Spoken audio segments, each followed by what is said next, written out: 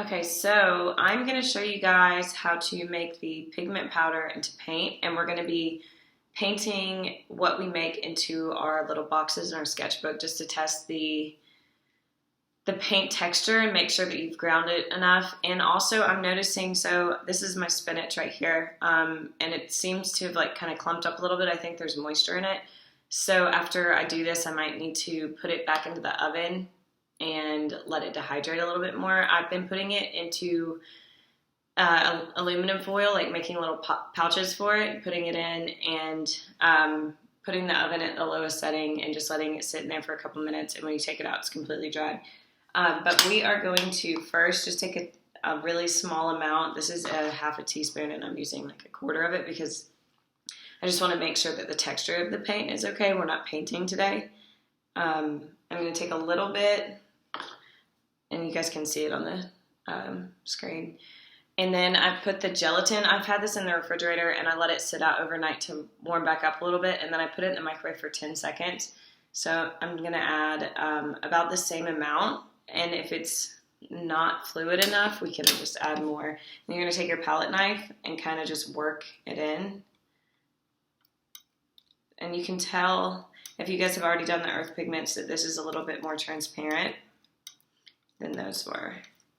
And then this might be a little bit runny. I probably should have used just a little bit less gelatin, but it's okay.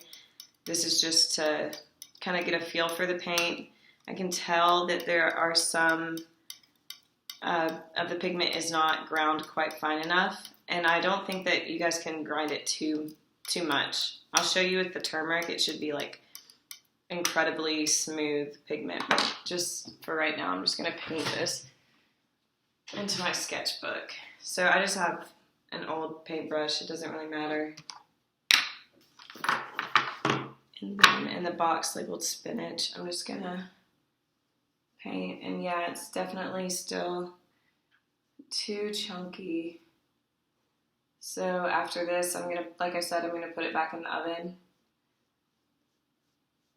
and let it dehydrate a little bit more so you can see. So this is it. And you can see like the chunks of the pigment that weren't ground up quite fine enough.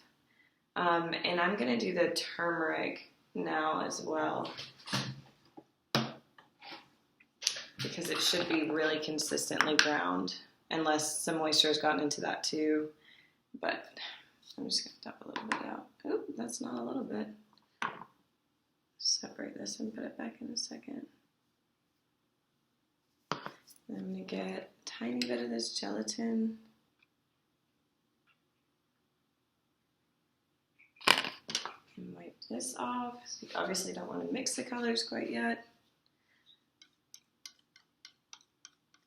And that is a good bit smoother. Need more gelatin.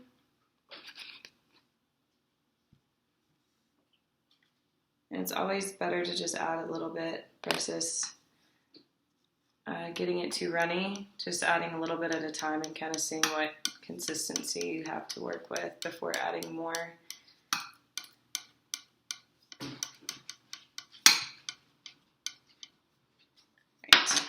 Clean my brush.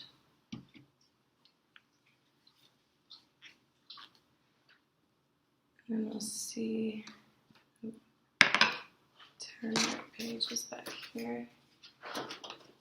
It's probably a better idea to do these one page at a time so that they have time to dry.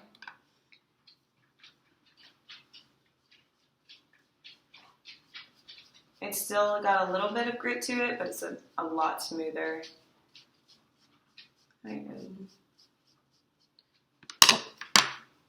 So you can see that that's a lot more consistent than the spinach, where you can see like the tiny little specks in it.